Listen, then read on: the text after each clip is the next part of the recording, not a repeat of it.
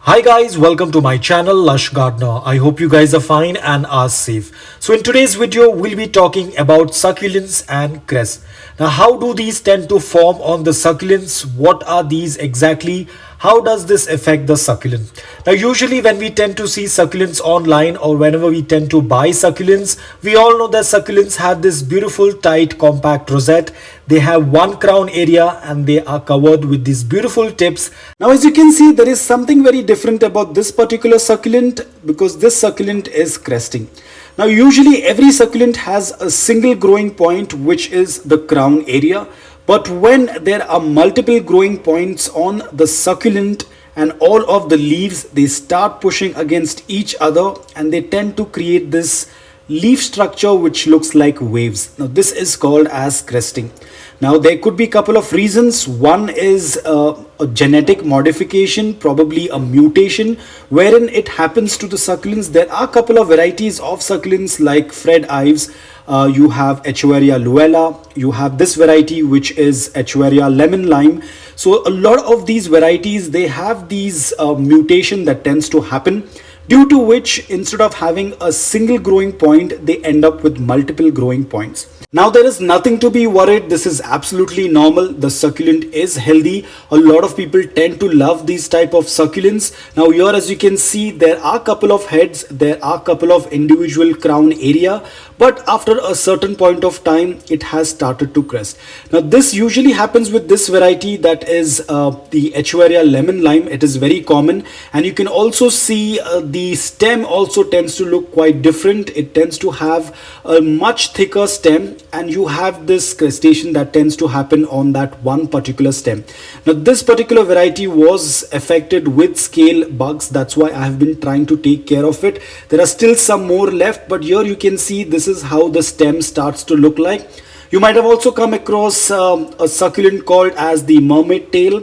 That is also a very perfect example for succulent that is getting crustated. Now this is another variety which is Echeveria luella. Again, one of the variety that tends to frequently get crustated. As you can see over here, this is an early stage, even though you can see that there are individual crown areas, there are individual heads, but very soon it will also tend to get crustated. Now this is happening because of a mutation that happens within the succulent. There is no external factor involved. This is all internal. A lot of these varieties naturally tend to crest. A lot of people love crested succulents. I'm not a big fan of them. I prefer my succulents to have a single crown area with a tight and compact rosette, but a lot of people do love.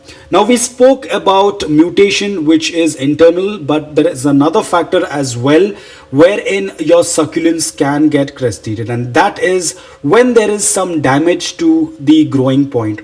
So now talking about the second factor. Now this is my silver star. You can see it has a single growing point, which is a very normal thing for most of our succulents. All of our succulents have a single growing point. But in the second factor, what happens is, in case if there is any damage, any external damage on the single growing point, like as you can see over here, probably the single growing point was damaged during the transit time and it further got damaged with sunburn. This variety, this particular succulent was having a transit stretch and then it accidentally got exposed to direct morning sunlight, due to which you can see there is a large amount of sunburn. A lot of the leaves have got burnt, but now there is a lot of new growth. That is the reason why I say never pull out the leaves. The succulent tends to look not very appealing, but it's absolutely fine. What's important is that the succulent is still present with you. That matters a lot. Now you can see I did not pull out any of the burnt leaves, and now there is new growth on the crown area. But probably because the crown area was damaged, the single growing point was damaged, due to which the succulent has started to put out another growing point. So basically over here we have double, or we have two growing points. Now this is also a part of cresting.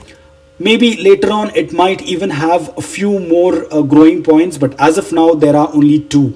So the first one that we spoke about was due to the mutation, And the second one is when there is an external damage to the succulent tends to have the crest. Now again, these are a few of the factors. There are many more which are not known what exactly tends to promote crests on succulents. But apart from all of the plants, majority you will tend to see crests on either succulents or even on cactus.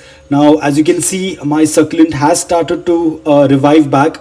There is a lot of new growth on the crown area. Again, there are some bugs on them. I have some aphids because there was a bloom, I had cut it off. I still need to clean because I was just waiting for the new growth on the crown area so that I can then do a dry brush.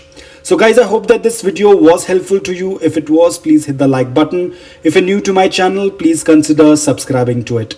Until then, take care, stay safe and keep propagating.